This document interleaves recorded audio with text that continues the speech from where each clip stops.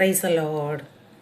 2025 December മാസം എത്തി. December മാസം ഇന്ന് 4-ാം തീയതിയായി. ഇനി അധിക നിമിഷം നമ്മുടെ മുമ്പിലില്ല.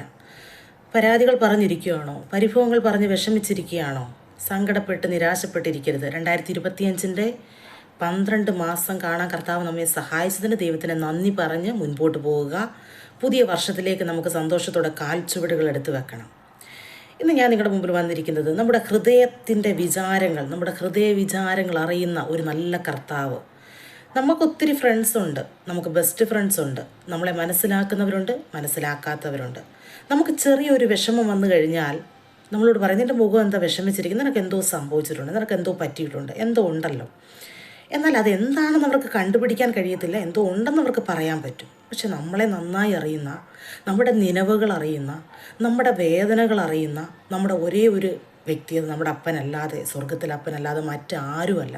നമ്മുടെ പേരൻസിനും നമ്മുടെ കൂടെയുള്ളവർക്കും ആർക്കും അറിയത്തില്ല നമ്മുടെ ഉള്ളിൽ നാം എന്താണ് ചിന്തിക്കുന്നതെന്ന്. എന്നാൽ നമ്മുടെ ഹൃദയ വിചാരങ്ങൾ, നാം ഇരിക്കുന്നതും എഴുന്നേൽക്കും, നമ്മുടെ നടപ്പും കിടപ്പും എല്ലാം അറിയാം. 139 സങ്കീർത്തനത്തിൽ പറയുന്നു, ഞാൻ ഉഷസ്സിൻ ചിറക്ക് ധരിച്ച് സമുദ്രത്തിൻ്റെ അറ്റത്ത് ചെന്ന് പാർത്താൽ അവിടെ നിൻ്റെ കരം എന്നെ നടത്തും, നിൻ്റെ കൈ എന്നെ നടത്തും, നിൻ്റെ വലം കൈ എന്നെ പിടിക്കും. എന്തൊക്കെ വന്നുകൊള്ളട്ടെ, നമ്മുടെ ഹൃദയ വിചാരങ്ങളെ നമ്മെ നന്നായി അറിയുന്ന നമ്മുടെ കർത്താവ് മാത്രമേ ഉള്ളൂ.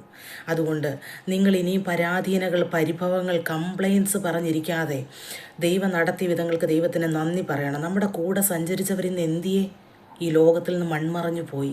പക്ഷേ കർത്താവ് നമ്മളെ അത്ഭുതകരമായി പരിപാലിച്ചതിന് ദൈവത്തിന് നമുക്ക് മഹത്വം കൊടുക്കാം, ദൈവത്തിന് നന്ദി പറയാം. നമ്മുടെ ഹൃദയത്തിലെ വിചാരങ്ങളെ അറിയാൻ നമ്മുടെ ഫ്രണ്ട്സിനും ആർക്കും കഴിയത്തില്ല. പിന്നെ നമ്മൾ എന്തിനാ അവരെ തേടി നടക്കുന്നത്? അവരെ ഇപ്പോഴും തേടി നടക്കുക നമ്മുടെ വിഷമങ്ങളൊക്കെ നമ്മൾ ഷെയർ ചെയ്യാനായിട്ട്. എന്തിനാ? ഡയറക്റ്റ് അങ്ങ് കർത്താവിനോട് പറഞ്ഞാൽ പോരെ, അപ്പാ എനിക്കിങ്ങനെയൊക്കെ പ്രയാസങ്ങളുണ്ടെന്ന്. ഇന്ന് വരെ ദൈവം നമ്മെ നടത്തി, ഇനിയും ദൈവം നമ്മെ നടത്താൻ ശക്തനാണ്. നമ്മുടെ ഹൃദയത്തിലെ വിചാരങ്ങൾ, നിലവുകൾ അറിയുന്ന നമ്മുടെ കർത്താവല്ലാതെ മറ്റാരുമല്ല. നമ്മുടെ വിഷയങ്ങൾ അപ്പൻ്റെ കരത്തിലേക്ക് ഡയറക്റ്റ് നമുക്ക് കൊടുക്കാം. പ്രയാസപ്പെട്ടു പോകരുത്. നമുക്ക് 2026 പ്രവേശിപ്പാൻ അധിക സമയം നമ്മുടെ മുമ്പിലില്ല. സന്തോഷത്തോടും പ്രത്യാശയോടും നമുക്ക് സ്റ്റെപ്പുകൾ എടുത്ത് 2026 പ്രവേശിക്കാം.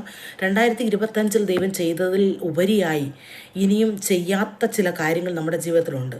അതൊക്കെ നമ്മുടെ ജീവിതത്തിൽ 2026 കർത്താവ് നിറവേറ്റി തരേണ്ടതിന് നമുക്ക് പ്രാർത്ഥനയോടെ സ്റ്റെപ്പുകൾ മുൻപോട്ട് വെച്ച് നമുക്ക് മുൻപോട്ട് പോകാൻ കർത്താവ് സഹായിക്കട്ടെ.